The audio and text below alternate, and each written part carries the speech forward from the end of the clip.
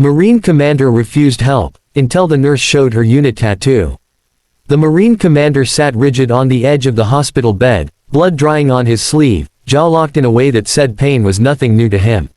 He had walked out of burning compounds and collapsing buildings without flinching, but here, under bright white lights, he refused to let anyone near him. The nurses whispered that he was stubborn, uncooperative, difficult. None of them knew that what he was really fighting wasn't the wound in his side, but the memories clawing their way back every time someone tried to help him. If you believe in kindness, second chances, and the quiet strength of human connection, take a moment to like, comment, share, and subscribe to this channel. Stories like this remind us that even the strongest hearts sometimes need healing. The commander had arrived at the emergency department alone, driving himself despite the pain, leaving a trail of blood on the floor that startled the staff. His uniform was torn, dusty, and heavy with the weight of years of service. He gave only his rank and last name, refusing to explain how he had been injured. The doctors suspected shrapnel from an old training site accident or perhaps something more recent and unofficial. He waved off every attempt to sedate him, to stabilize him properly, insisting that he could handle it, that he had handled worse. To him, accepting help felt like surrender, and surrender was a word he had trained his entire life to erase. What the staff didn't see was the battlefield that lived behind his eyes. He had been a Marine commander for over 2 decades, leading men through deserts and mountains, watching some of them fall and carrying the weight of every loss home with him. He had learned to function without rest, without comfort, without anyone asking how he was really doing.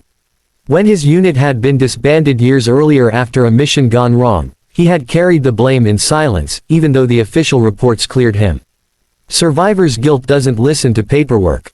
It listens only to memory. The wound in his side was serious enough that it couldn't be ignored much longer.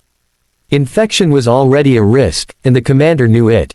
Still, when nurses approached, he tensed, muscles coiling as if expecting an attack. He pulled away from gloved hands, eyes sharp, breathing controlled but shallow. It wasn't fear that drove him. It was pride mixed with something darker, a belief that he didn't deserve care after walking away when others never got the chance. That was when the new nurse was assigned to him.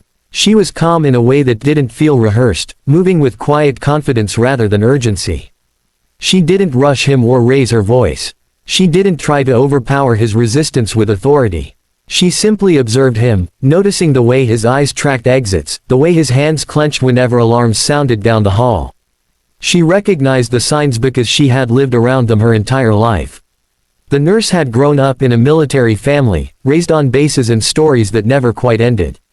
Her brother had served in the Marines, part of a unit that had been deployed and redeployed until the lines between home and war blurred. When he didn't come back, she had carried her grief into nursing school, promising herself that she would care for those who returned carrying invisible wounds. She never wore her story openly, but it lived with her in quiet ways, including the small unit tattoo on her forearm, usually hidden beneath her sleeve. At first, the commander treated her no differently than the others. He dismissed her instructions with clipped nods, refused pain medication, and kept his body turned away. She didn't push. Instead, she focused on small tasks, changing IV bags nearby, adjusting monitors, letting him grow accustomed to her presence.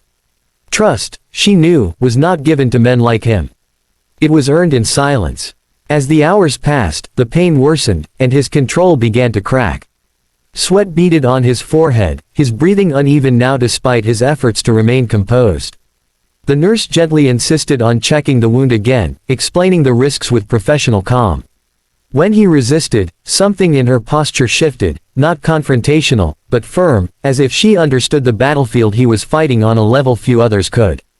In the motion of adjusting her sleeve, the tattoo became visible. It was small but unmistakable, the emblem of a Marine unit that had been retired after heavy losses years earlier.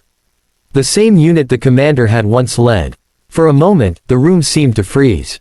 His eyes locked onto her forearm, and something ancient and raw moved across his face. Recognition hit him harder than the pain ever could. That symbol was more than ink. It was a grave marker for memories he had buried deep. Faces of young Marines flashed through his mind, laughter echoing from nights before missions, the sound of boots on gravel at dawn. He had believed no one outside that unit truly understood what it meant to carry that emblem. Seeing it here, in a hospital room, on the arm of a nurse offering help, cracked something open inside him. The nurse noticed the change immediately. She didn't comment on it, didn't ask questions. She simply continued her work, slower now, more deliberate, giving him space to process what he was feeling. The commander's resistance softened, his shoulders sagging slightly as exhaustion finally broke through his defenses. For the first time since arriving, he allowed her to clean the wound properly, flinching but not pulling away. As she worked, the weight he had carried for years seemed to settle differently. He wasn't back on the battlefield, but he wasn't alone either. The sterile hospital room faded into something safer, grounded by the shared understanding that some bonds don't require words. He realized that refusing help hadn't made him stronger. It had only kept him isolated. Over the next day, his condition stabilized.